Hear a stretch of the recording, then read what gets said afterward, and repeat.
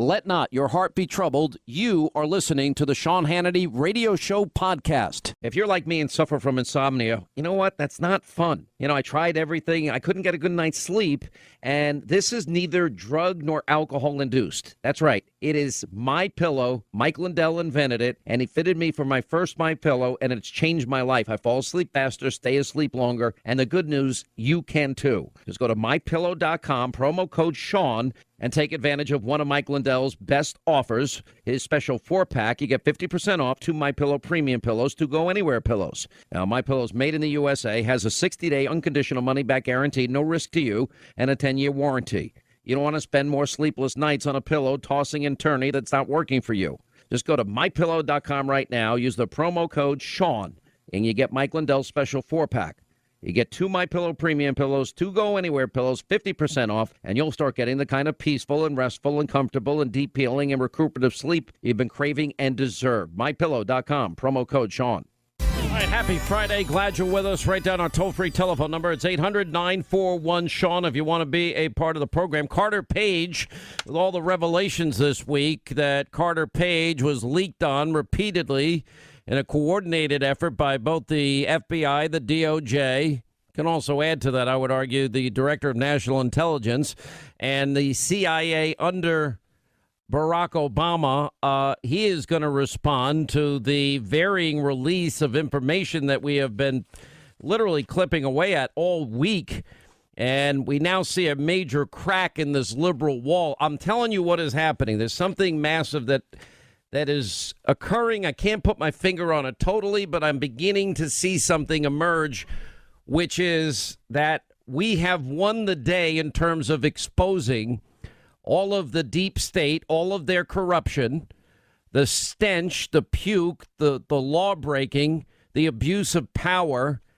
And it's now so loud and it's so overwhelming with evidence that's incontrovertible, something that the special counsel's office never got about Trump-Russia collusion. I'll get to the Manafort issue in a minute today, that he made a deal. By the way, he's not cooperating, and I've confirmed it now with 3 separate people. He's not cooperating with anything to do with the campaign, anything to do with Russia, anything to do with collusion of any kind. And if you just take the time and read it, which I'll explain to you in a minute, you'll understand what I mean. But we have now been able to peel off enough layers of the onion, and we still have more to peel, but with the pending release and declassification by the president of information that would include FISA warrants that have been redacted, they would be unredacted and released to the public, 302s as it relates to Bruce Orr and Christopher Steele, which would be very revealing, and the Gang of 8 materials that had not been released. Remember, there's 50,000 struck page text messages and contacts between them. And what we now have emerging with this week with the media leak strategy, it's now all the house of cards is beginning to tumble.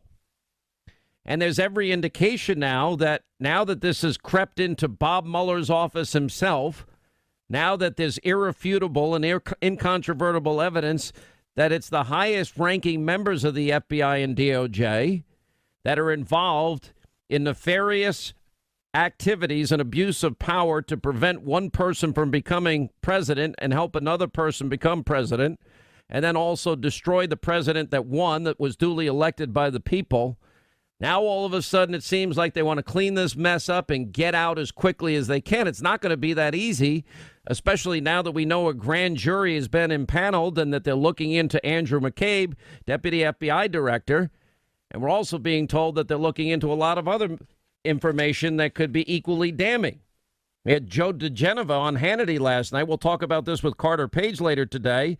But he explained that these struck page texts that we've been putting out all week, that there is, in fact, an illegal and criminal strategy to release information related to the Foreign Intelligence Surveillance Act, the FISA warrants, to surveil Trump campaign associate Carter Page.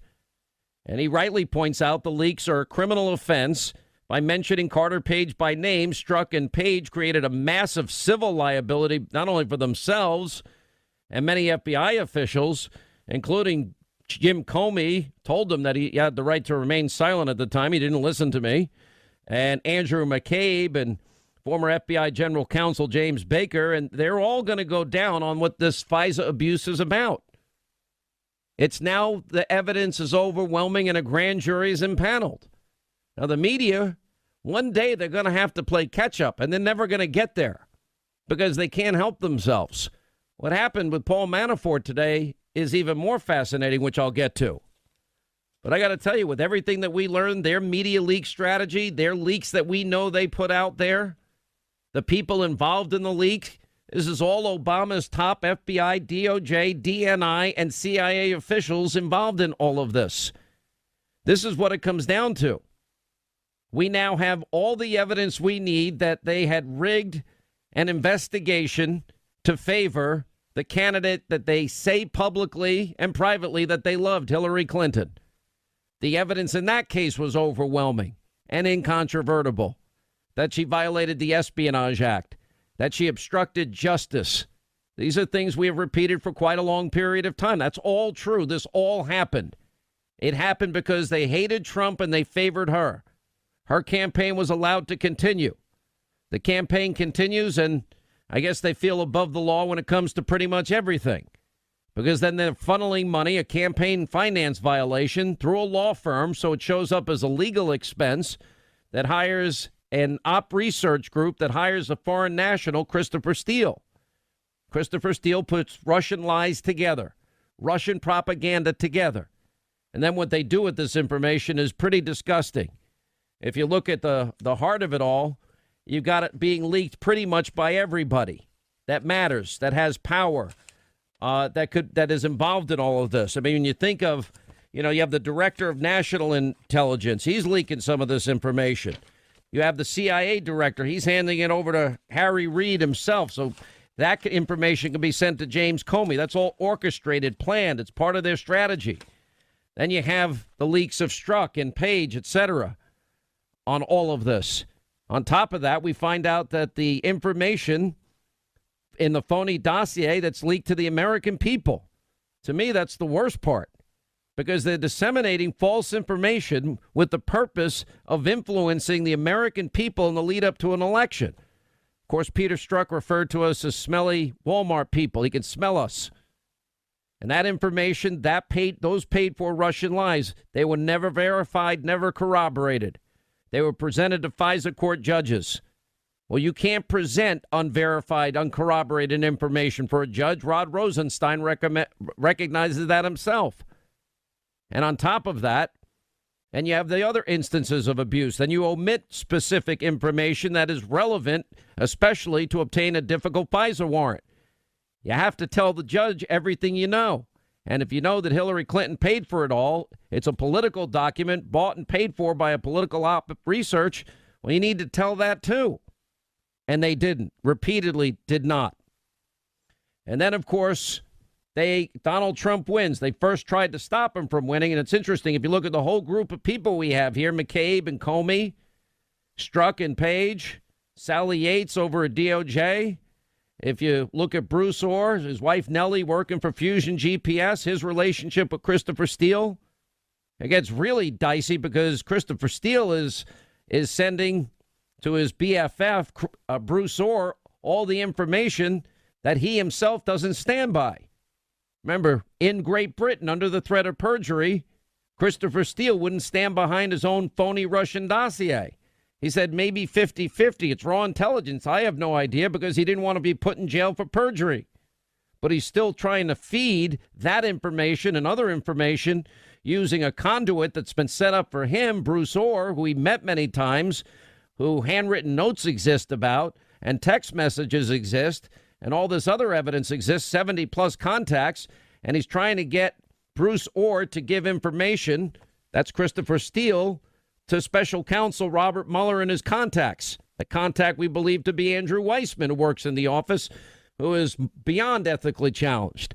So now all of this stinks to high heaven. All of this shows a massive abuse of power, political scandal, the likes of which this country has never seen before. And it's now all getting exposed. Now we have a grand jury set up. And we're told, my sources are telling me, that they're looking into a lot more than Andrew McCabe, and Andrew McCabe's lying. And that every person that signed off on that fake, fraudulent FISA warrant is going to have to answer questions. And so what we see happening, I think, very quickly here, I don't think, it's interesting we don't hear so much about the subpoenaing of the president anymore by the special counsel's office. And we don't hear a whole lot at this particular time about, well, we're not going to have the Paul Manafort trial number 2. That was resolved today.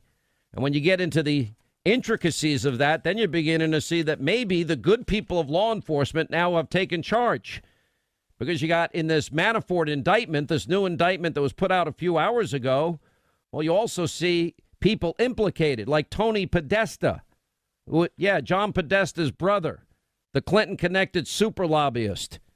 Anyway, Tony Podesta knew he was working with Paul Manafort on behalf of a Ukrainian politician, according to an indictment released earlier today. Podesta, Manafort, Mercury Public Affairs all failed to register as foreign agents of Ukraine for the work. Manafort today enters a plea agreement with the special counsel. He agrees to cooperate. And after making a series of phone calls, I got 3 people corroborating that it had nothing to do with Trump, Russia, or collusion. So you got 2 lobbying firms, one owned by the Democrat super lobbyist, friend of the Clintons, Tony Podesta, knowingly working with Manafort at the direction of the Ukrainian government, according to an indictment released today. And the indictment was released ahead of the plea of Manafort.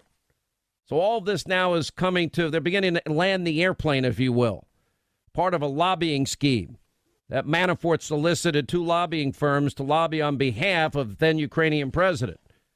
Various employees of companies A and B, it says, understood that they were receiving direction from Manafort as it relates to this particular presidential candidate, which was not operational when companies A and B began lobbying for Ukraine. What they're basically saying in that indictment is that, everybody else committed crimes too. So I don't know how this all ends, but it seems like it's going to come to a much quicker end than I thought it would. Because at this point, how do you justify what has taken place at the highest levels of the FBI, the DOJ, the Director of National Intelligence's office, and, of course, leaking like mad, Brennan CIA, all under the banner of Barack Hussein Obama's government in the lead up to an election? And what other people might be involved ultimately in all this? Loretta Lynch, Susan Rice, Ben Rhodes, Samantha Powers. Are we going to ever find out why they were unmasking 300 plus people in an election year, a 350% increase? Are we going to get to the bottom of who helped rig the investigation into Hillary? Are we going to ask who knew what, when, and where as it relates to the phony dossier that was put together? Are we going to ask who's responsible for making the decision to repeatedly lie to FISA court judges, withhold specific important information to obtain a warrant on an opposition party candidate in the lead up to a presidential election? Are we ever going to get to the bottom of how this corrupt band of people got put together? Are people going to be held responsible for their leaking? We've been right. What has the media been talking about? Russia, Russia, Russia, and anything but. And now it's coming to a crashing halt faster than even I thought it would. How it ends, I don't know how this ends. If there's justice, there will be equal justice under the law, equal application of our laws. If there's not, and they try to cover it up, well, that's when we needed another special counsel then to get the job done. With only a kite, a house key, and wet hemp string, Benjamin Franklin captured lightning in a bottle. Over 260 years later, with a little resourcefulness, ingenuity, and grit, we're not only capturing energy from the sun and wind, we're storing it, ensuring Americans have the energy they need whenever they need it. Learn more about the nation's leader in energy storage at nexteraenergy.com. All right, let's see. Let's see what they have. I don't think the Manafort thing is a big deal. One thing that is becoming a big deal is this issue of this last minute leak by Dianne Feinstein. All of a sudden, they found out that something happened when Brett Kavanaugh was back in high school. with a woman apparently doesn't want to come forward, sent something confidential back in June to Dianne Feinstein. Now, she had private meetings with Brett Kavanaugh. The anonymous accuser says that he tried to force himself on her at a high school party, but she doesn't want to come out publicly. And yet Dianne Feinstein, I'm respecting and honoring her wishes. No, she's not. So they had hoped that the hearings would do in Kavanaugh, and she's been holding on to this for June, which is just quintessentially, a borking or what they do to Clarence Thomas. And it just is. And then you have 65 other women that have come forward now to vouch for Kavanaugh's character. 65 that know Supreme Court nominee Brett Kavanaugh, that knew him in high school and testified to his good character in a letter to the Senate Judiciary Committee in light of these last-minute allegations about something that he might have done in high school in the 70s or 80s. I mean, is this what we're now stooping to, an all-new low? New York Post says Democrats' desperate drive to derail the Brett Kavanaugh nomination took a despicable new turn. Last-minute push to exploit an anonymous allegation that Senator Dianne Feinstein's been sitting on for months. Kavanaugh poised to win confirmation with 55 votes. The Judiciary Committee Democrats late Wednesday plainly held a final "Does anyone have anything" session. Di-Fi mentioned a confidential letter she received over the summer, and the next day the partisans had made the core facts public, which apparently the individual didn't want to have happen. Well, why would they do that? The individual strongly requested confidentiality, declined to come forward or press the matter further. I've honored that decision. No, you haven't. By giving it to all your colleagues and telling your colleagues what the letter said, you made it public. Obviously, in an attempt to pressure people to come out against this. All right, what is going on as it relates to the hurricane? It doesn't look bad to me, but what do I know? We'll have the latest on that with Joe Bastardi. We'll have more of these last-minute antics and more deep state issues. Sarah Gregg joined us today. Carter Page joins us today as well. All right, 25 till the top of the hour. We've been watching now the Hurricane Florence hit the coast, Wilmington, North Carolina, and it seems to be taking the track that we said, but it doesn't seem to be as damaging as we once thought. We have 600,000 plus people without power, 10 to 15 foot storm surges.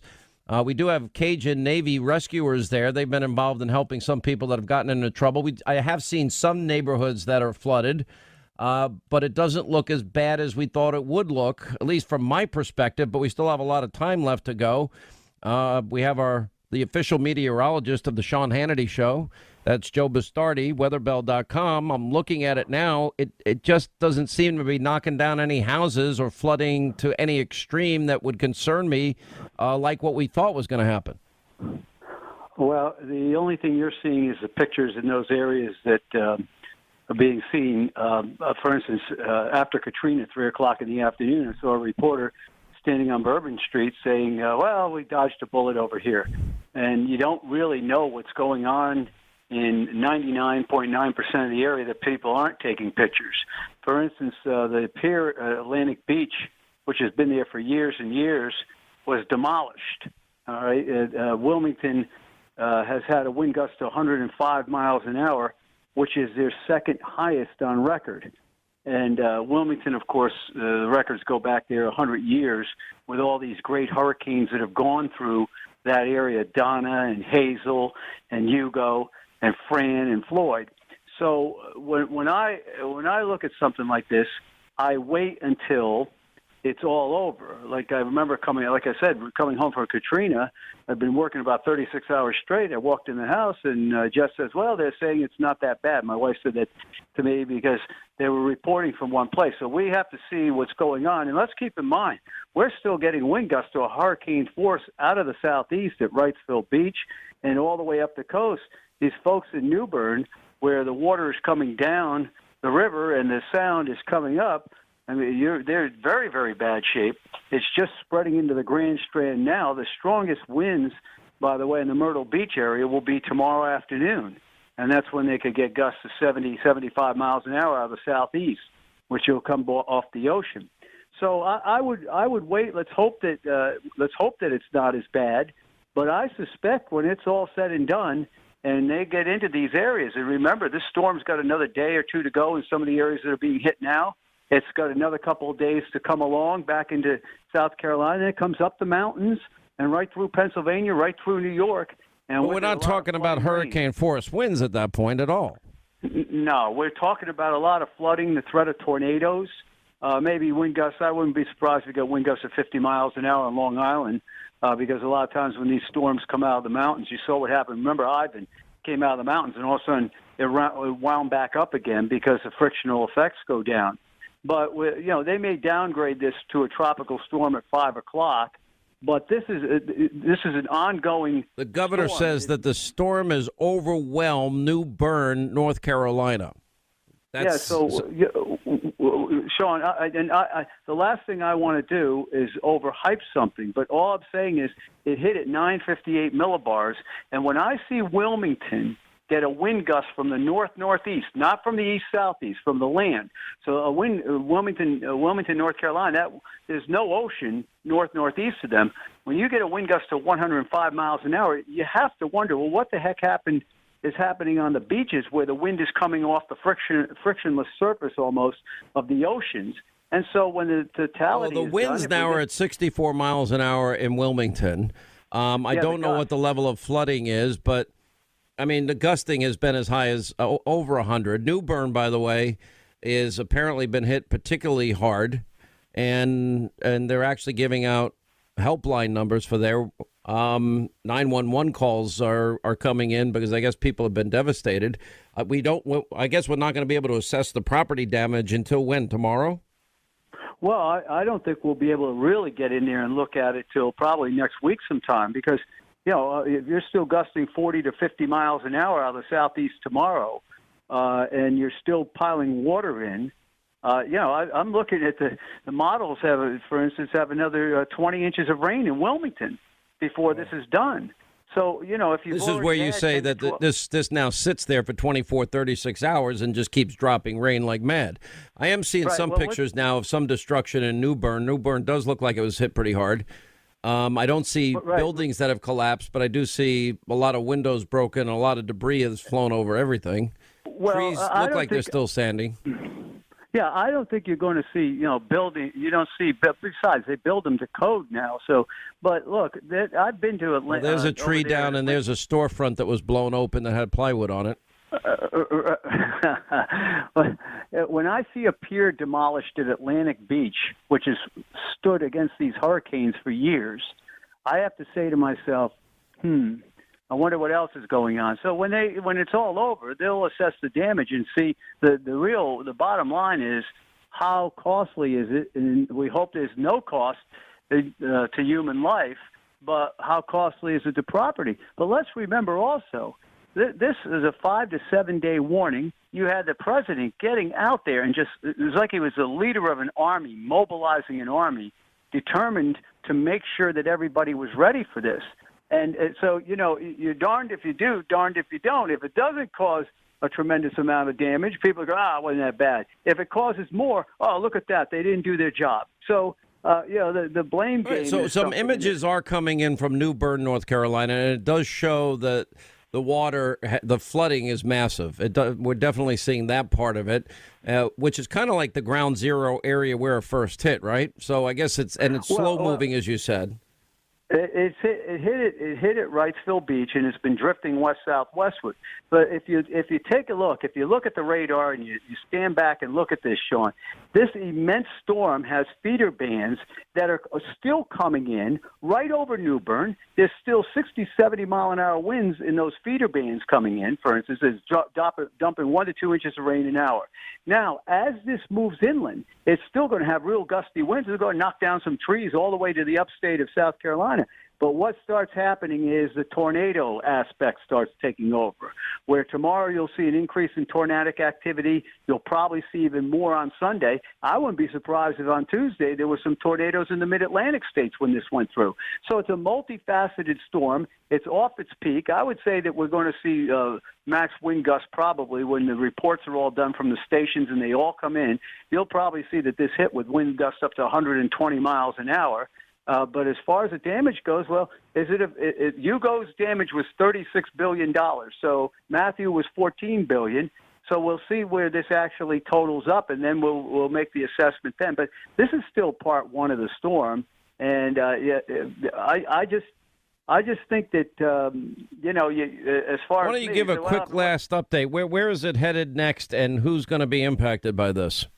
Well, the center of the storm right now is near Bolivia, North Carolina, which is just about 20 miles northeast of North Myrtle Beach. So it's going to be near Myrtle Beach around midnight tonight. It's drifting west-southwest.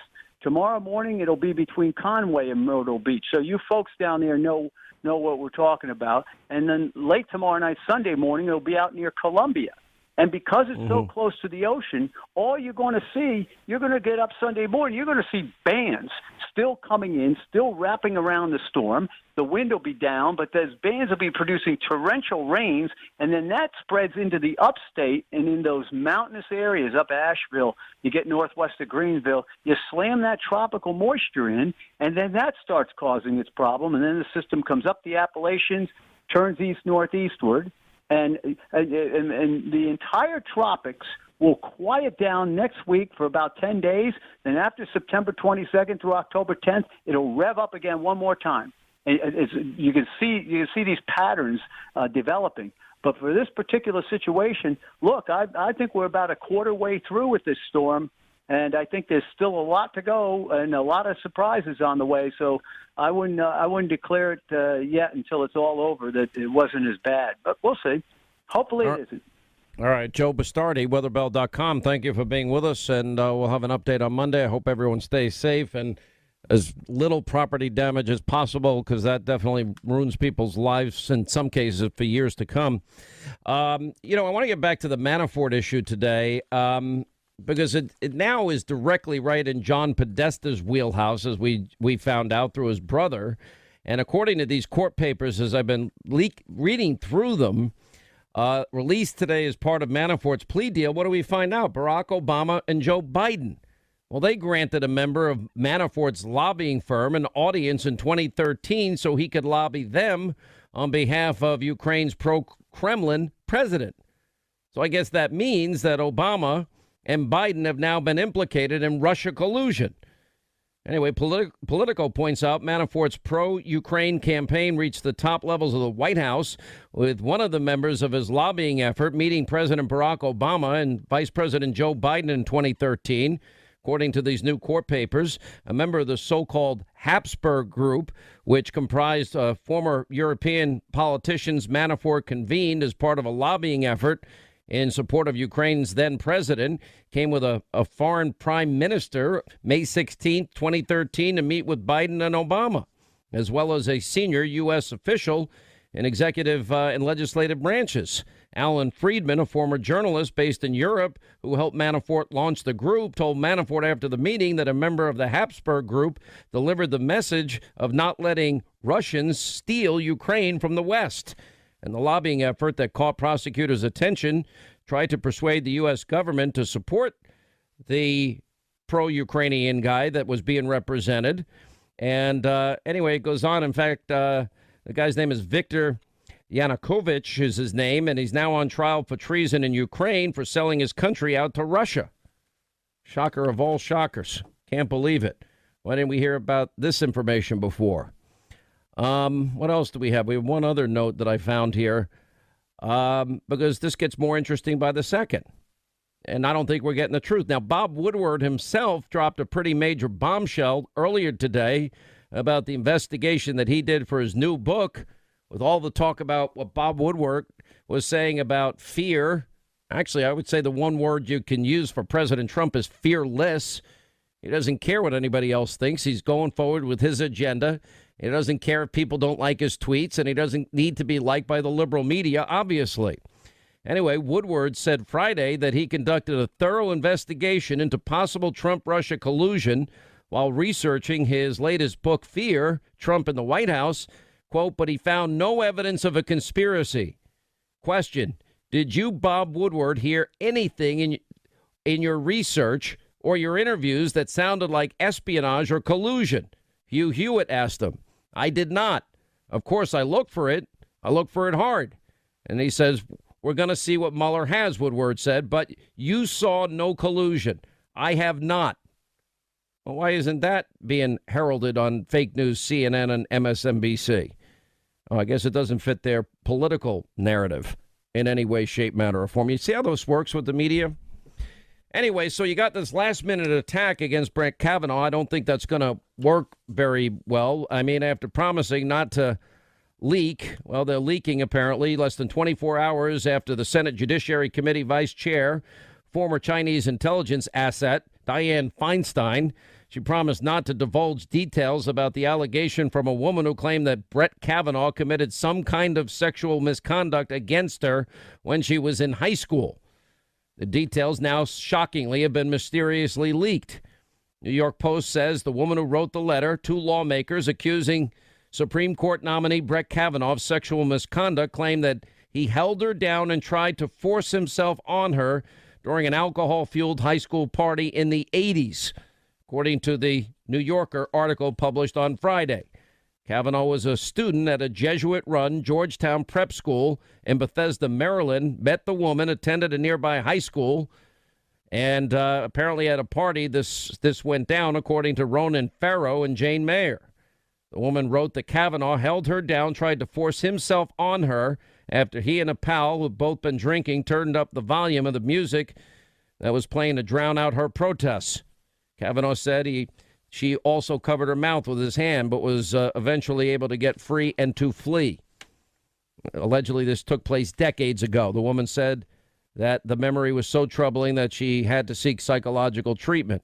She didn't want to be identified. She first approached a California Democrat and then turned it over to Dianne Feinstein. Kavanaugh denies that this ever happened. I categorically, unequivocally deny this allegation. 65 other women that knew him in high school have come forward to say that that's not the guy that they knew. Unbelievable. I mean, this is a new low, this 11th hour smear against Kavanaugh, somewhat reminiscent of the attacks against Clarence Thomas. They're going back 40 years now. Kavanaugh is poised to win confirmation with 55 votes. And, if Feinstein says the individual strongly requested confidentiality, declined to come forward, declined to press the matter, and that she's honored that decision, apparently she didn't honor that decision.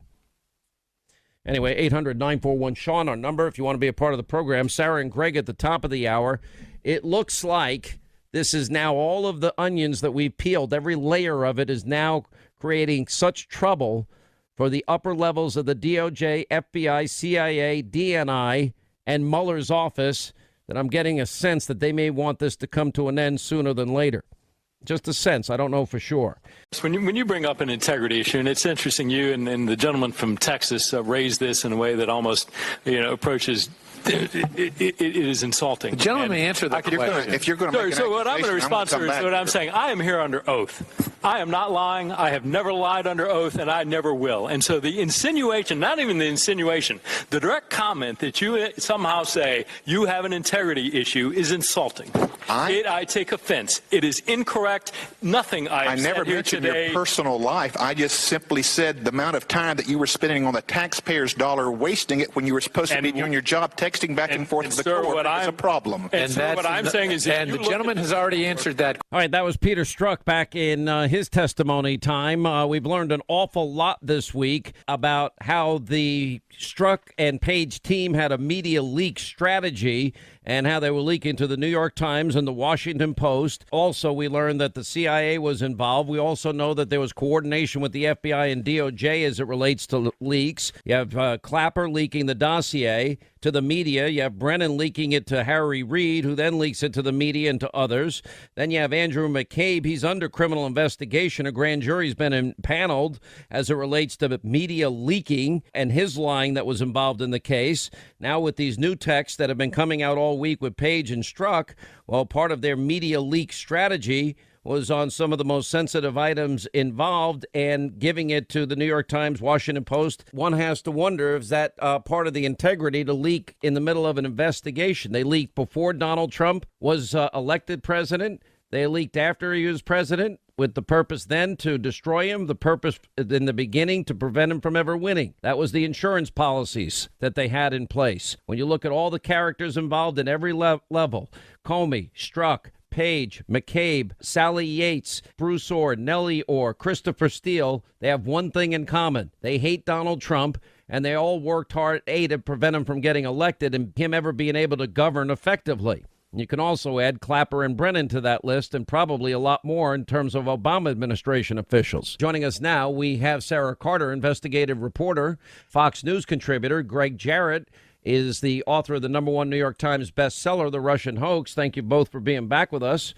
Let's give a summary of what we learned this week. I think we got more Strzok Page emails and insight just again as to how desperate they were before the election and after the election to destroy Donald Trump and to hide all their nefarious activities. And this is a disaster, Sean, for the FBI and the DOJ. Not only was collusion a complete hoax based on fabricated evidence, but as you point out, the FBI, the DOJ, the DNI, the CIA, all leaking to frame Donald Trump. And these text messages prove it. There was a media leak strategy. Literally, Strzok and Page were dumb enough to text about it, and then they bragged about their success.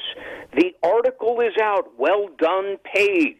It's a complete lie for Strzok and his lawyer to say, oh, no, we were stopping leaks. No, that text Well, that was an outright lie by his attorney. I mean, the attorney had to know these other text messages were coming out, didn't he? Yeah, and this is what gives lawyers a bad name. They're more than willing to misrepresent and deceive people on behalf of their clients. This is some of the most incriminating evidence yet of Obama's Justice Department, James Comey's FBI, in a deliberate scheme to use their government positions for corrupt, illegal purposes. They invented the whole thing, then leaked the false evidence to the media, which was more than willing to run with the narrative that Trump colluded with Russia to win the election. They knew it wasn't true. It was all a lie, and they knew it. They knew it from the beginning. But if you go to this integrity issue, I take offense, Peter Strzok says. Well, he's caught red-handed in all of this. That was something that he told Congressman Mark Walker of North Carolina and called it insulting, and I take offense, and it's not correct. And Walker was focused in on the questioning of the volume of text between him and Page. Look, there's over 50,000 messages. I don't think we have 1,000 of them yet, do we, Sarah Carter? No, we don't. And I think this is what's so stunning. If you look at the defense, Peter Strzok's attorney tried to push forward, saying, oh, they were just trying to stop these leaks. And then you look at the text messages that came out on Wednesday, those specifically. Strzok writes to Page saying, also, apparently the Times, meaning the New York Times, is angry with us about the Washington Post scoop and the earlier discussion we had about the Schmidt piece that had so many inaccuracies. Too much detail here, but I told Mike, which I believe, and I spoke to a couple of U.S. officials, was Mike Corton, former head of the Public Relations Office for the FBI. He also resigned. And Andy, being Andy McCabe, that they need to understand we were absolutely dealing in good faith with them. The FISA one, coupled with the Guardian piece from yesterday, we were dealing in good faith with them. They're saying, we've been talking to the Washington Post and to the Times, and the reason the Times was so upset, Sean, was because right during that time is when the Washington Post did the big expose, the first big story on Carter Page, that came out and said the FBI obtained a FISA warrant to monitor former Trump advisor Carter Page.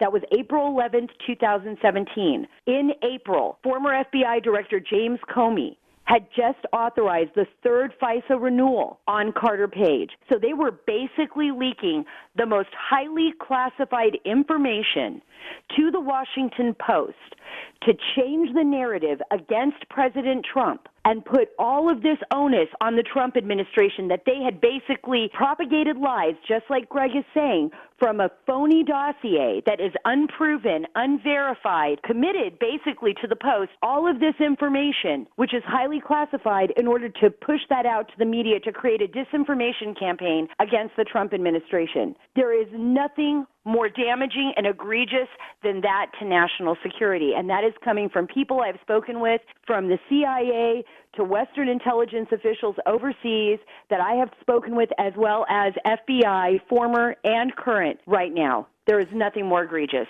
It looks to me, and I may be wrong, but I'm beginning to put pieces of the puzzle together, that there are indications now that Robert Mueller wants to wrap this up, that Rod Rosenstein wants to wrap this up. Everybody knows the president is on the verge of releasing information that they have been desperately trying to keep from the American people. That would include the 302s with Steele and Orr. They're critical because we now know that Christopher Steele, who didn't believe in his own dossier, had so much contact with Bruce Orr, over 70 instances of contact that we know of, with meetings and handwritten notes, 302s that were written, text messages, emails sent back and forth, and that Christopher Steele, even though he didn't believe in his own dossier, was pushing it into the hands of the special counsel's office. That then gets very close to Andrew Weissman. He's the pit bull for Robert Mueller.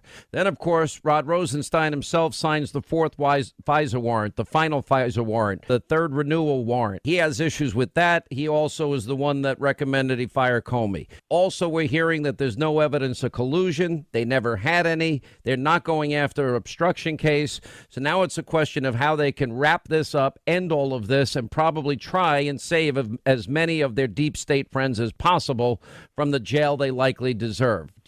Are you both hearing the same thing? Yeah, I am hearing the same thing, that that they're in a panic now because, in particular, for Robert Mueller, his lead prosecutor, Andrew Weissman, was in on the use of the phony dossier. He was, quote unquote, in the loop. That's the testimony of Bruce Orr. You know, Mueller's investigation is completely tainted and corrupted. It was bad enough with Peter Strzok, who was fired, but now with Andrew Weissman as the key prosecutor in the case, Mueller's probe has lost all integrity and credibility. He's got to wrap it up. I think that's one of the reasons why Mueller was more than willing to have Paul Manafort plead down to a few of the charges against him, because I think Mueller wants to wrap this whole darn thing up because it's crumbling before his and Rod Rosenstein's very eyes. Well, is it going to crumble, though? I mean, look, we watched the plea deal with Manafort.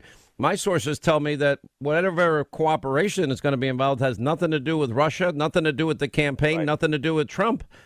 Are you hearing the same thing? I am hearing the same thing, and all you have to do is read the new indictment that was released a couple of hours before the plea deal today. If you read in it, they refer to Company B. Company B is Tony Podesta's group. His brother, of course, John, was chairman of Hillary Clinton's campaign. The Podesta group knew they were representing a foreign government. The emails cited in the indictment prove it. The Podesta group didn't register under FARA, which is a crime, and instead they had a scheme, an illegal scheme. They used a Brussels nonprofit as cover. Tony Podesta, could be charged criminally under FARA as well as conspiracy to defraud the government. When a lackey like Philippe Reines, Hillary Clinton's lackey, tweets out a profane tweet today claiming that Manafort is going to flip against Trump, Reines doesn't know what he's talking about. The fact is that Manafort will implicate, it appears, Tony Podesta and the law firm, perhaps, Skadden Arps, that was doing legal work for all of this. And your take on, do you believe the same thing? Do you think they're trying to bring this to a close, mostly out of fear about what Donald Trump is likely to unredact and declassify next week? Sarah? I think so, Sean. I think that it's wrapping up because they realize there is so much evidence already made public. It's not just circumstantial evidence, and I've said this before. These are actually texts in their own words. Now Congress is looking at calling all of these same players back, re-questioning them, asking them questions about this, because remember, at the time they interviewed Peter Strzok, at the time they interviewed Lisa Page and all these other players, they didn't have the full context of all these text messages.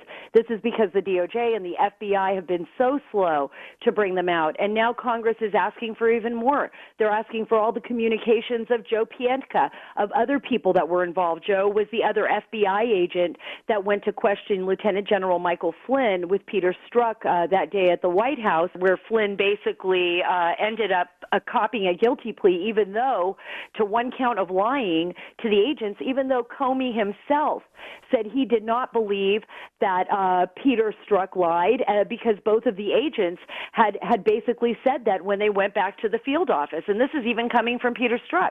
But Mueller, once again, this is the heavy arm of the special counsel basically pushing Flynn as well as others like George Papadopoulos, moving in on Paul Manafort, looking at old cases, and then actually strong-arming them into guilty pleas. I think right now Mueller realizes that there's no place left to go here, and there's no way they can go after obstruction, Sean. There's just no way they can do it, because you have Rod Rosenstein, who wrote the letter to President Trump to basically fire and gave all the reasons why the president should fire Director Comey, and now he's overseeing this. He's either a witness or a co-conspirator. That's what, Victoria and Joe DeGenova keep saying, and it's absolutely true. There's only two options for him there. Well, then the cleanup is going to be interesting. How do they clean this up? Are these people going to be indicted? We'll ask Greg and Sarah when we get back. All right, as we continue, Greg Jarrett and Sarah Carter are with us. All right, so Manafort's issues are now over. It's just probably a matter of sentencing, although he's cooperating, but not anything Trump-related or campaign-related or Russia-related. That's an interesting find by Greg Jarrett. Now the question is, there seems to be great fear with all the revelations and all the leaking and all the anti-Trump activists that were at the top levels of the Department of Justice, the FBI, CIA, and even in the Director of National Intelligence Office. How do they get out of this? I think he's going to wrap it up with all of the charges that he's already brought on people. I don't think there's any place he can go further with this. And I think the second part of this is going to be... And you mean he's just not going to write a report? He's going to let the indictments that he has stand for themselves?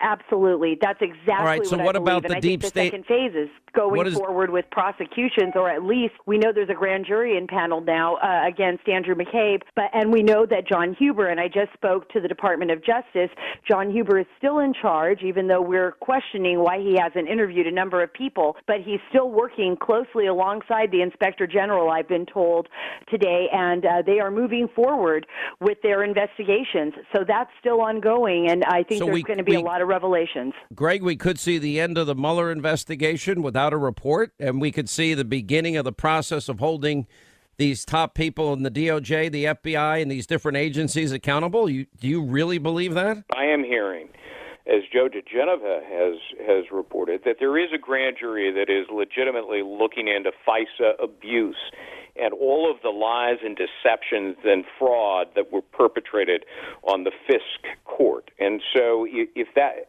is the case, they shouldn't just stop there. They should now look into the crime of leaking classified information to the media to frame Donald Trump in these latest texts over the last several days. Prove it. So all of that, I mean, there are so many crimes here, you would need a calculator to keep track of them.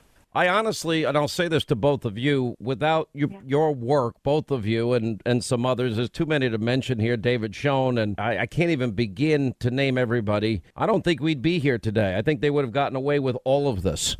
And I don't think it would have happened without you either, Sean. I mean, it takes a lot of people because the rest of the media is not reporting all of these facts. No, and without a platform to get that out, we wouldn't be able to move forward with these stories. Well, we'll see. I still don't trust these people. I just have a natural distrust of all of them, sadly. 800-941-SEAN, toll-free telephone number. We'll hit the phones when we get back. Final hour free-for-all. Carter Page will join us. All that has been leaked about him, how does he feel about it? And that's all coming up straight ahead.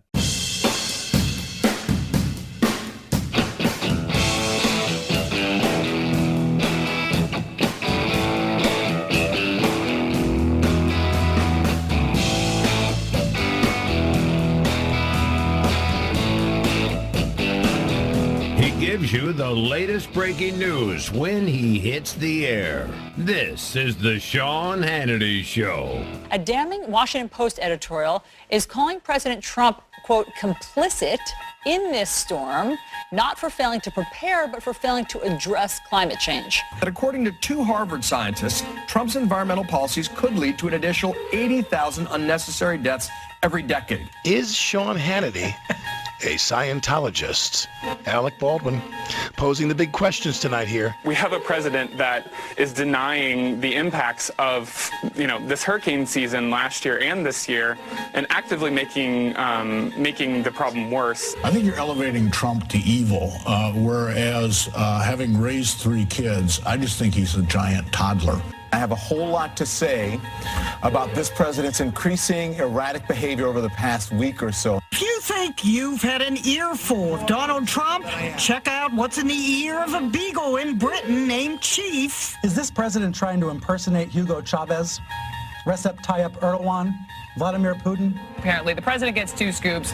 Everyone around the table gets 1, and no word if there were sprinkles. He's gained weight. He is so consumed by the calamity that exists and the chaos that exists that he's not really prepared and focused because he spends every weekend golfing instead of preparing. Beside all the strange third world tin pot dictator elements of this meeting. Yeah, there's your media.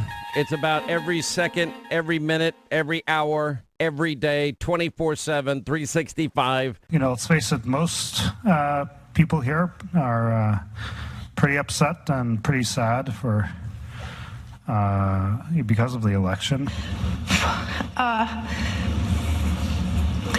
That was the first moment I really felt like we were going to lose. And it was this massive, kick in the gut that we were going to lose. And it was really painful. We'll be very strong and vocal and, not just, from a press standpoint or a PR standpoint, but actually working hard behind the scenes to stand up for what's right. I think it's worth being very vigilant and thinking about all these issues. What can we do to lead to maybe a better quality of governance, decision-making, and so forth? Is there anything positive you see from this election result?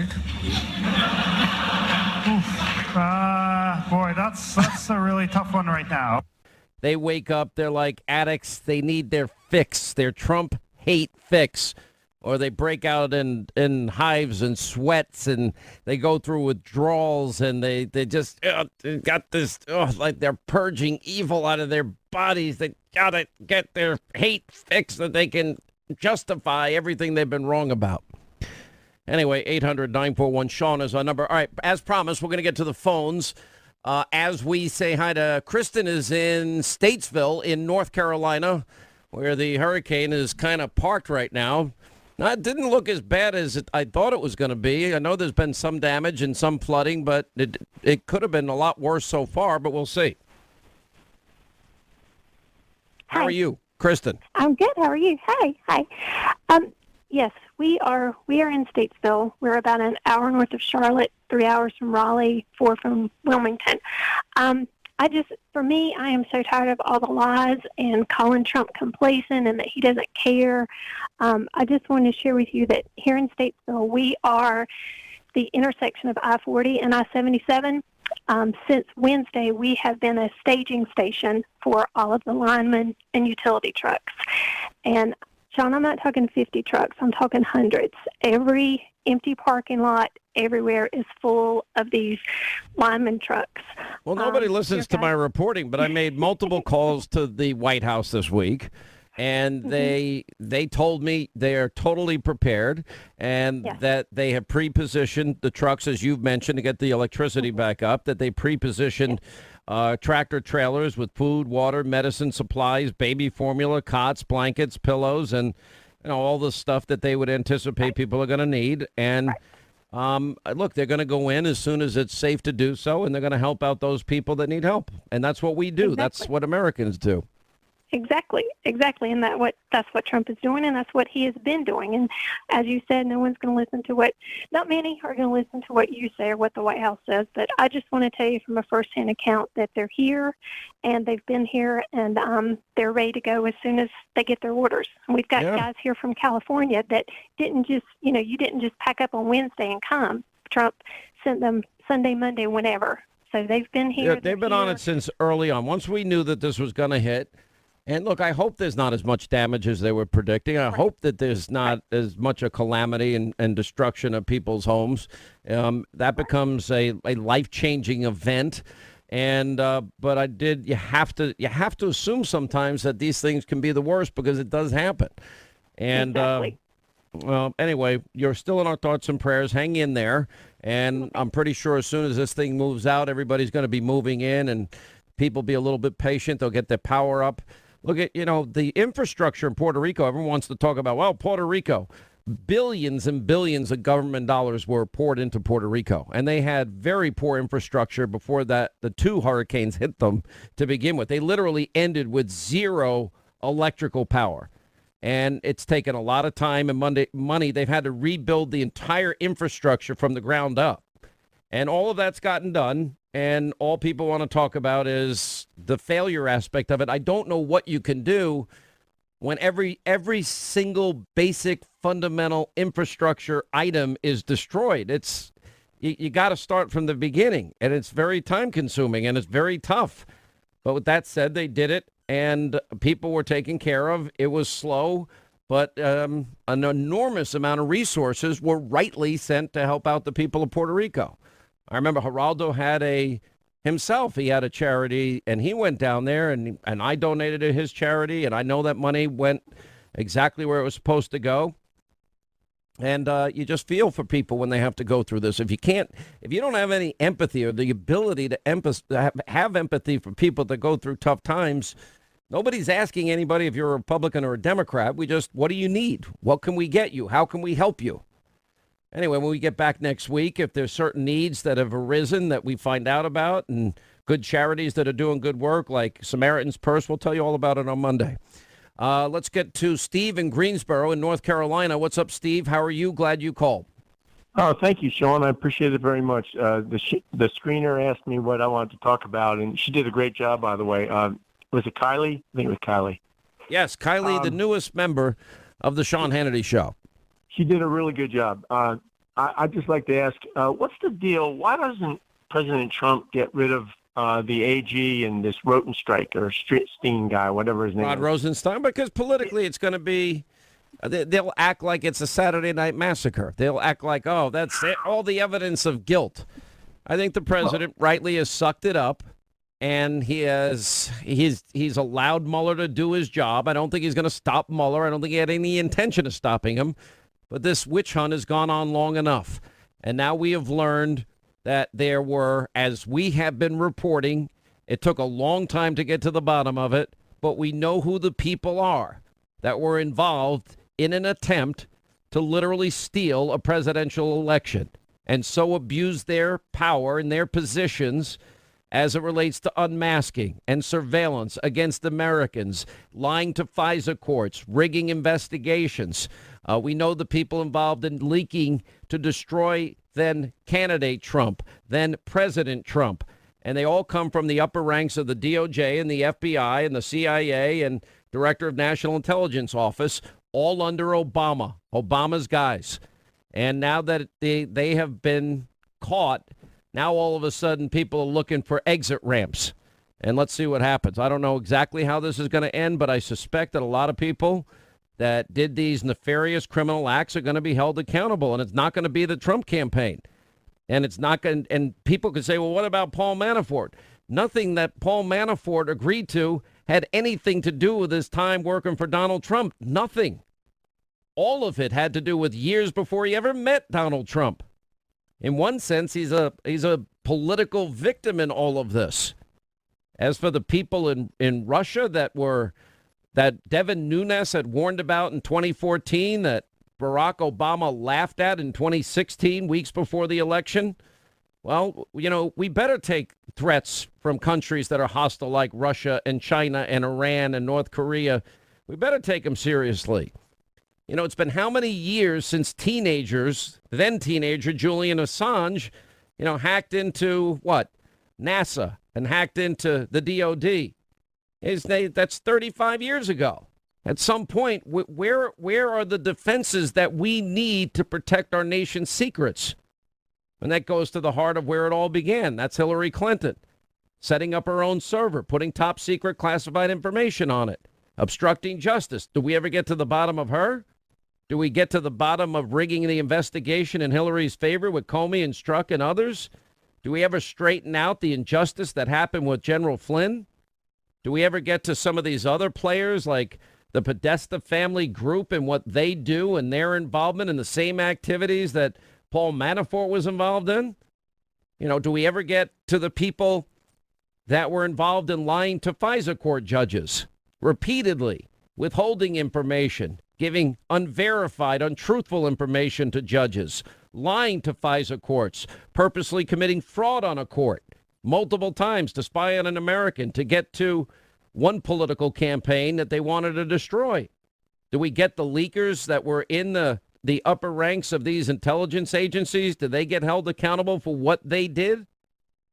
There's going to be a lot of fallout from all this. I can't tell you which way it's going to go, but I do sense that without the work that we've been doing here, I don't think we'd be where we are. I think they just keep going with impunity. And I think they wouldn't stop until they took the president down.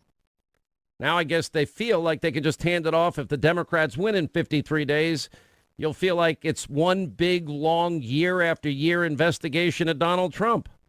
That's why 53 days from now matters. I hope you people are motivated. I don't sense that you have enough motivation at this point to do what's going to be necessary to add seats in the Senate for Republicans and to prevent the House from getting into Maxine Waters and Nancy Pelosi's hands. I don't sense people have the urgency that makes me comfortable that those two houses of Congress are not in jeopardy. I don't know why people don't understand this. Fundamentally, this is the biggest choice you have. They want to impeach the president. They want nonstop, endless investigations, as Schiff said this week. They're not laying out any platform that benefits the American people. They want to take back the tax cuts, the crumbs, because they think Washington could do better with it in spite of all the economic success we've had. They think for whatever reason Obamacare works great. They want to keep it. It's a bad idea, and it's cost us a fortune, and it has funneled us into a system that was destined to fail from the beginning. And then, of course, they want open borders. They want to get rid of ICE agents. And I guess if we follow the Gavin Newsom model out in California, we're going to have free health care for anybody. Whether you're in the country legally or not, you'll still get free health care. Anyway, I hope that makes sense to you. All right, as we continue with our busy phones, let's get to Basil is in Mobile, Alabama on the Sean Hannity Show. What's up, Basil? How are you? Oh, I'm doing fine, Sean. How are you doing today? I am surely enough Hannitized, okay? Well, welcome aboard. Yes, sir. I called to talk about Attorney General Jeff Sessions. He needs to be held accountable for not doing his job and not having our President Trump's back. We did not elect President Trump just so Jeff Sessions could have his dream job. He needs to go. He needs to go. Unless I can see something, and I haven't seen nothing yet, that makes me change my mind. You know, the thing is people don't get motivated for whatever reason in special elections or midterm elections. I understand a part of it, but there's another part of it that I don't understand. And I think for those that really have enjoyed the success part of the Trump presidency, I would think the first order of business is to protect what you voted for, especially in light of how hard the deep state, liberals, the media, Democrats have tried to take away this success. And the best thing, listen, if you want to turn on the TV in 53 nights on election night this November, and you want to see the media depressed, sad, shocked, and dismayed at the results, the only way that's going to happen is if every person in every district gets up and gets out and votes. Vote for your congressman, vote for your senator.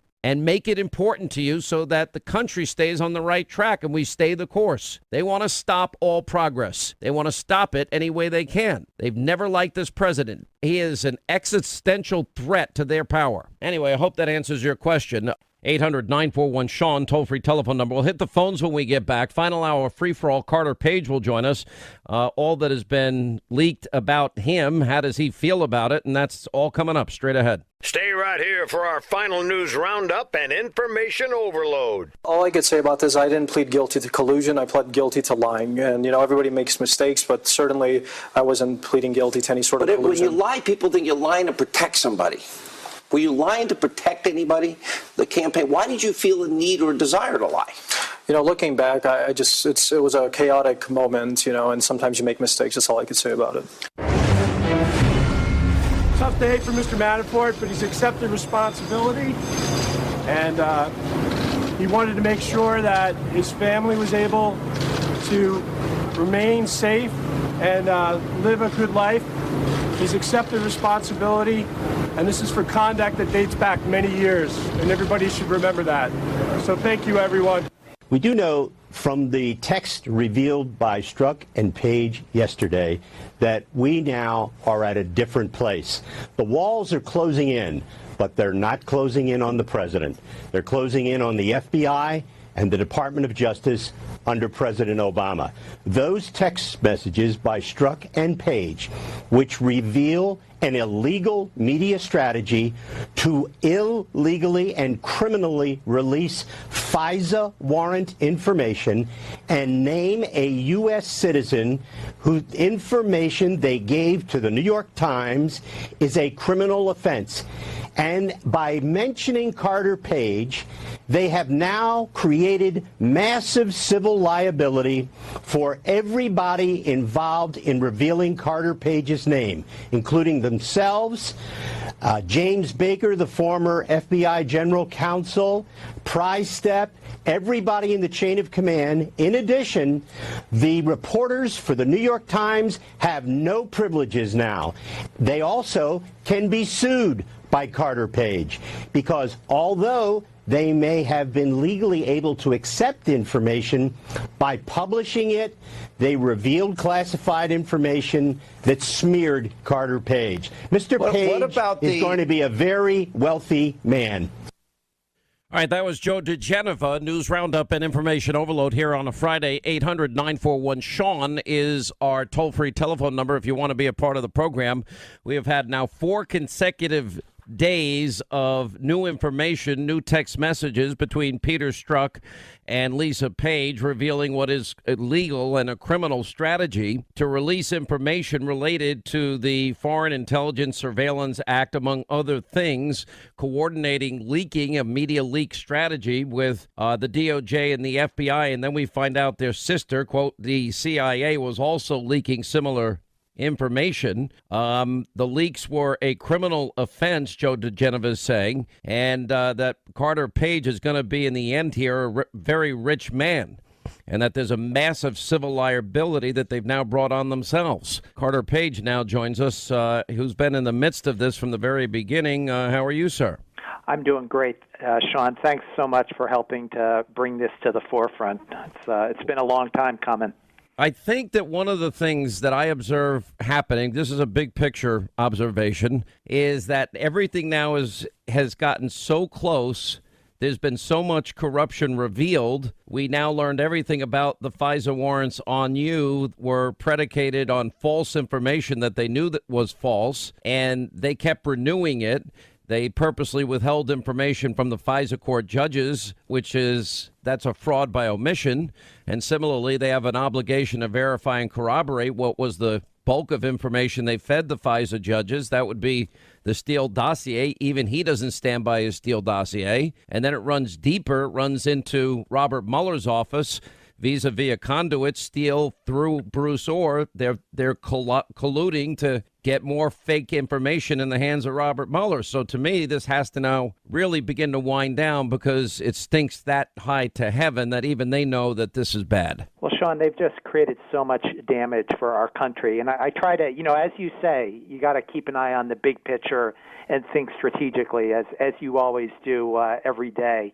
And, the big problem here is that I think with all this fake storyline that's been going on for over 2 years now, it's just caused so much damage for first the Trump campaign, then the Trump transition team, and now the president's administration. So, in addition to all these problems in the Justice Department, it had huge ripple effects on U.S. foreign policy, et cetera. So I think, as you say, you need to think strategically to kind of get some solutions for our country. The first time I interviewed you, and I think this is important for people to understand, because I think a lot of people would think, well, hang on, if they got FISA warrants on you, then there had to have been a reason. But as we've now been able to unpeel the layers of the onion, we find out that the information that they used to obtain the warrants were based on a dossier that was put together by a foreign agent, a foreign national, Christopher Steele, and he was paid by Hillary Clinton and the DNC, and they even had campaign finance issues funneling that money through a law firm to Fusion GPS. But what we discovered is everybody involved in the process had one thing in common, is that they all hated Donald Trump. But they used false information, unverified information, to obtain these warrants on you. So I do think you have a civil case.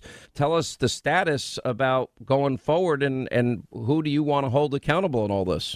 Well, I think, the main thing that needs to be fixed first and foremost, Sean, is all the problems it's created for our country. So I've been blessed with many people wanting to help me in terms of fixing those crimes from a personal standpoint. I always bear in mind the big picture, as you've alluded to. It's important to, fix what's all the problems that this has created for our country. And, you got to remember, when there was a dodgy dossier back in 2002, 2003, which the intel community was getting from some fake sources in Europe, very much like they did against myself, that ended up leading to a multi-trillion-dollar war. So we're lucky to have leadership in the White House, which is preventing those problems from happening again. So I want the truth to come out first and foremost, and then we'll figure out all these other sort of secondary things, down the road. Let's go into another issue. You, for whatever reason, I guess your work caused you to travel abroad into countries that are hostile to the United States. It's not illegal, correct? Absolutely not. Nope. You've been to Russia how many times? Going back, my first trip there was in 1991, 27 years ago, and countless times, basically. I lived over there a few years as well. Yep. Is there a certain fascination you had with Russia, or was it a business arrangement that you had with individuals or companies or teaching? It was inspiration back when I was in high school in the 1980s, watching President Reagan's negotiations in Reykjavik and many U.S.-Russia arms control negotiations. And I think what Reagan and Gorbachev were saying is that we need to find new pathways forward for our country. And I always had a belief in that. And when after I graduated the U.S. Naval Academy, I had a chance to do U.S.-Russia arms control negotiations in the Pentagon. So that was really my first sort of professional step in that direction. All right, so you went to the Naval Academy. You're a Naval Academy grad? Yes. And when you would come back from these individual trips, a number of times the government, our intel agencies, would want to sit and debrief you, correct? Absolutely. And, I don't like talking about it because I try to be discreet, Sean, but, as you've been alluding to with all these people putting out, their media leak strategies about, those conversations, I need to set the record straight. So, yes, I can admit that I did that. What about these media leak strategies? They had, as you know, that the words media leak strategy, then when you look at the timeline and you see, wow, they did in fact leak a lot of this information. I know struck at one particular point, the Times is angry with us about the Washington Post scoop earlier discussion about the Schmidt piece. Schmidt is a writer for the New York Times, had so many inaccuracies, too much detail here. But I told Mike and Andy, and by the way, we believe Andy is Andrew McCabe, they need to understand that we're dealing with them in good faith. And then, of course, they use the term media leak strategy. And then they both talk about how our sisters have begun to leak like mad, and the term sister referring to the CIA.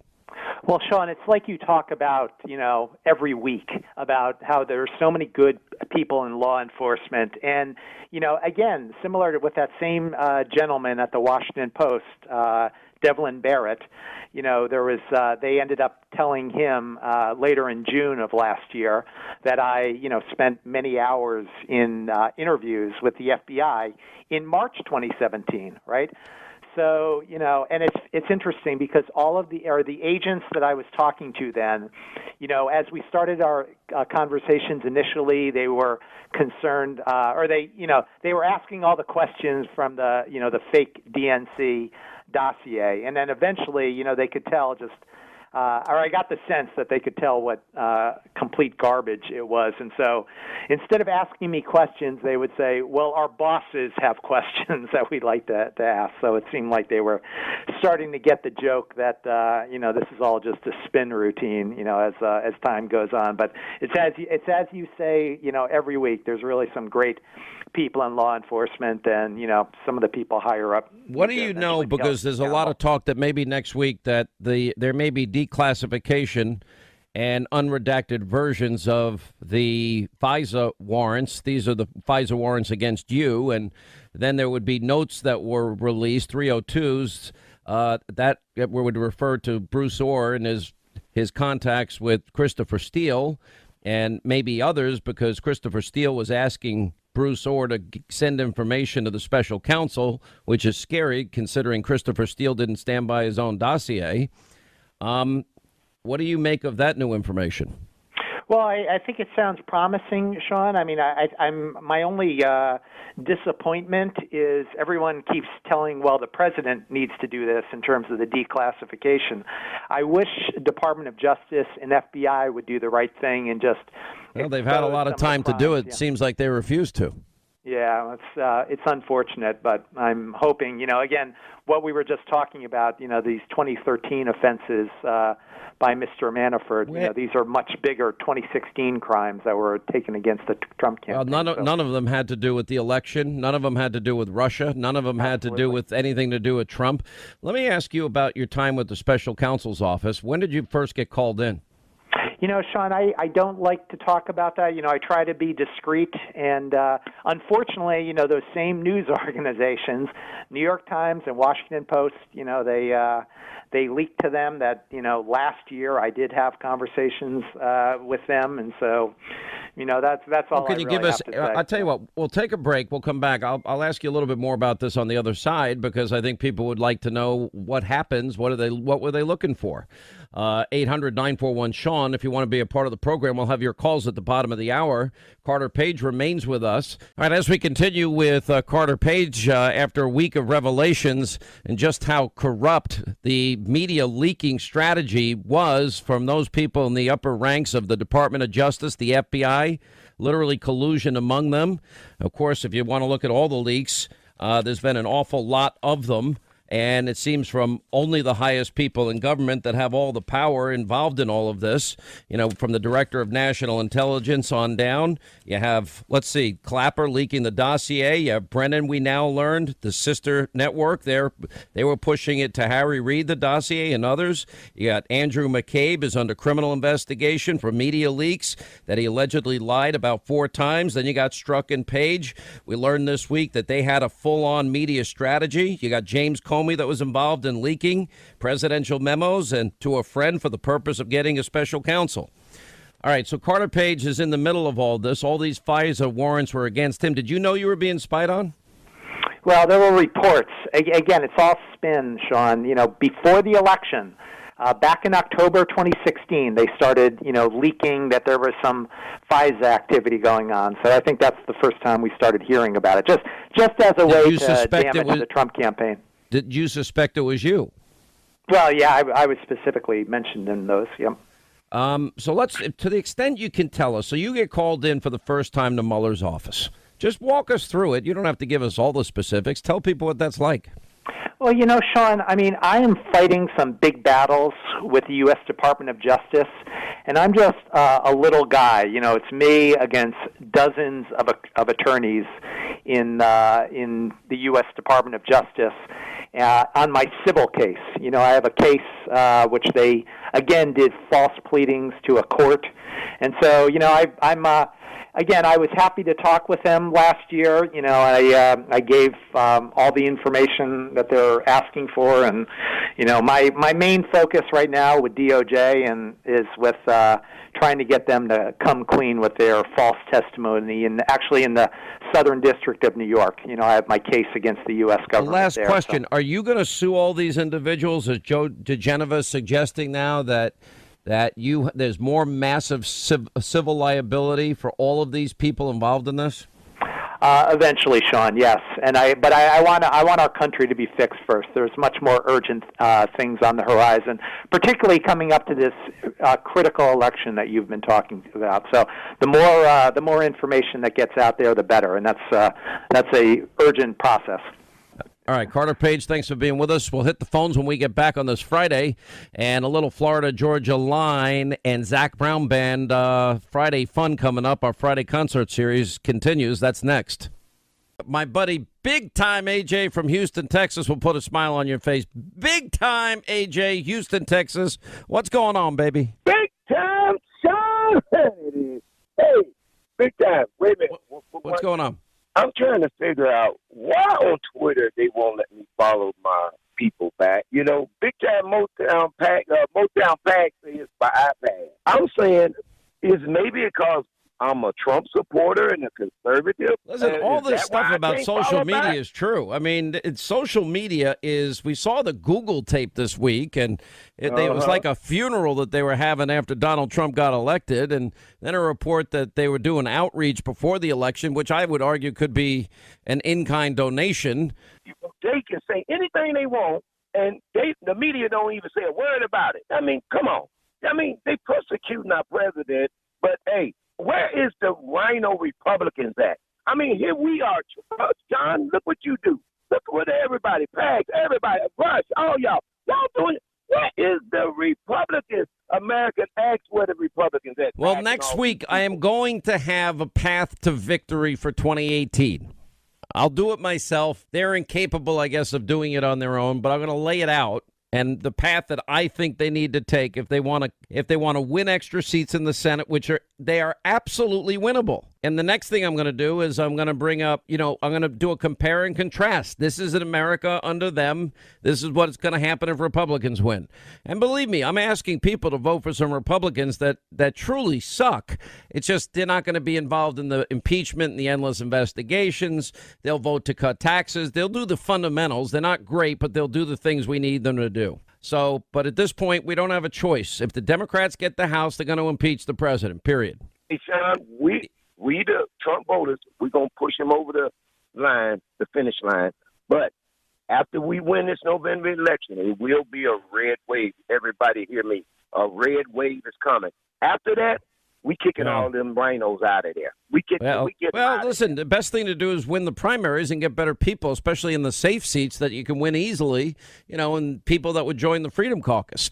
I got to run, Big Time. Thank you. Oh, I haven't heard from her in ages, but my nephews steal her phone all the time, and they text me. Hello, Velma. How are you? I'm good. How you doing? How's Marcel and Anthony, my two nephews? They doing wonderful. Anthony, well, you already know he's playing football. No, me and Anthony had a good discussion about football. He's a wide receiver, and I was giving him some tips on how to be a good wide receiver. Oh, you're such a great uncle. Well, why do they have to steal your phone? Why haven't you gotten your kids a phone yet? Because, Sean, what? I know that now Marcel is a little better. Anthony will take that phone and text you and text you and text you. I'm not going to. All right, I'm not going to answer every single text. I don't have time to, but I'll answer when I can. But the thing of it is, until I see more responsibility there, he will. How old is he? He's 11. Yeah, it's time for a phone. You want Uncle Sean can get him a phone for Christmas this year. He's not ready yet. When he gets ready for it, I'll get him one. Well, the bottom line is you can't stop me. I'm the uncle. You can't tell me what I can and can't get them. But I'm the mother. You're the mother, but you're like you're just a worrywart, and you're just constantly holding these kids back, and you got to understand kids need their phone. They don't need a phone. They have a mother that's always here. They have a father. But you don't, wait a minute, you don't let them use their phone, because as soon as they steal your phone and start texting me, you're then writing me, don't write them back. Just don't listen to them. I'm sorry that they keep texting you. I sure do. That's what, as a mother, that's what I'm supposed to do. Yeah. Velma, you sound like you're down in the dumps. What's the matter? You should be happy. It's a Friday. I am happy, but I'm tired. You have to remember now, your friend is getting old, honey. I'm doing the best I can. I'm a busy woman, Sean. What do you mean? You mean the kids are getting old? Well, that's what's supposed to happen. I'm getting old. Well, when's your birthday? My birthday passed. When is it? It was in August 25th. Oh, my gosh. We didn't send you a birthday present? No, you forgot me. I didn't forget you. I'll fix it right now. I'll tell you what. We'll send you over to the Wynn. You can get in the. But I wasn't going to send nothing. That's what you told me. No. I'll send you over to the Wynn. You can get your little mani-pedi thing done, and you can have somebody, rub you down and do the massage thing that you like so much. I love that. Well, Linda will work it out for you. So happy birthday. There's my birthday gift to you. I can't believe you like strangers touching you like that. I don't like it. Oh, yeah. It feels good, and they're so professional. They do it very good. What are they rubbing oils all over you? Is that what they do? Yes, I love it. If I was rich, I would have one travel with me. You'd have one travel. You like it that much? Oh, I love it. I'm serious. It relaxes you. And they play. Listen, I tried it once or twice. I'm telling you, it's not for me. I'm not into it. I don't know what kind of body you got that you don't like that. I have a kind of body that's kind of busted up right now from all my martial arts. My fingers are busted. My neck is killing me. My shoulder's killing me. That's why you need it. Nah, but I don't want a stranger touching me. Who are you? Get your hands off me. That's how I feel. You know what? They make you feel very good. They talk. They're very friendly. Oh, yeah, I love it. You mean they talk their way through it? Well, yeah, anybody. Now, they're on the up and up. They don't, you have what do you wear? Do you wear a towel? You don't wear anything. You don't wear anything? Let me see. What did I have on? I don't think I had on anything. So you're just laying down. Wait, whoa. You're laying there naked. I think they do put something around you, but you have to undress. I think they did. But Sean, they only expose the part what they're doing. They're very professional. So that you're almost naked then. Yeah. You know what? I don't like showing my body, but like I say, it's so relaxing and so comfortable. Well, Linda was describing what it's like to get a spray tan. They have these spray tan booths now. I don't need a tan. Yeah, I could use one. I have translucent Irish legs. Oh Lord, yeah. Well, see, I got a natural tan. Well, I got it because I've been fishing and, playing golf like every other month. Well, Velma, we'll stay on hold. We'll take care of that for you. Happy birthday, love. We think the world of you. I wanted to tell you something. Well, I don't care. We don't have time. Well, next time have time because I want to talk to you about, we used to have so much fun on Twitter, and we need to get back to that civil discord. We need to stop all of this bickering. It doesn't matter. I tell people all the time, I love Sean. I don't agree with Sean politically, but I love him. It's easy to love him. I don't understand how people can be so nasty and mean because they don't agree with what you agree with. We have to learn how to talk to one another, how to respect one another. I actually stopped all my Twitter fighting, and most of the tweets that go out, I'm aware they're going out, but they're just, tweets from the website and whatever. But I don't do them myself. I used to fight with everybody on Twitter. It got to be a full-time job. I couldn't do it anymore. I know it, especially for you. I know. You've got to admit, though, my Twitter fights were classics. We're going to take time one day next week or week after next, and we need to discuss that stuff. But let me tell you one thing. I went to the South. This man is from New York. He owned the El Dorado Hotel. I stayed there a couple of days. He loved you. Oh, really? He watched your show. I can't, I'm old. I can't think his name. But he owns that hotel. He runs that hotel. He's the manager there. And What were you doing with a man in a hotel like that? I stayed at a hotel for a couple of days. You stayed in a hotel with a man you're not married to? No, I was staying. My husband was there. My husband and the kids. Oh! I thought you were staying with some stranger. This man that owns the hotel. Sure, because of you, people know who I am. And so. I know you're famous. Well, I don't know if I'm famous, but they know Hey, everybody in your church knows we're friends, and nobody agrees with me. But they care for you too because of the fact that you so good to me and my kids. So they love me, so they have to care about you too. Exactly. And then they have to pray for me. We'll even pray for that Hannity guy. Ugh. And you know what? And people say that. I'm going to pray for your friend Sean. I said, please do. I pray for him daily. Well, they're out to kill me, so don't worry about it. It's fine. They're not going. Okay, honey, I love you. All right, we love you back. Have a great weekend. My best to the kids. Tell them they're getting phones for Christmas, okay? Bye, Sean. All right, that's going to wrap things up for today. By the way, the Daily Caller article from today, Manafort indictment also implicates Tony Podesta, the Clinton-connected super lobbyist. They're now apparently denying that their company B. Just giving you an update as we wrap the week up here. Hannity tonight, 9 Eastern, on Fox. We're loaded up. Rudy Giuliani, the president's attorney. Is this now coming to an end? A week of non-stop struck page text that we'll go over with Greg and Sarah, Pam Bondi, and also Matt Schlapp, Sebastian Gorka, Larry Elder. Also following Hurricane Florence tonight at 9 Eastern on the Fox News Channel. We'll see you then. Have a great weekend. We'll see you back here Monday.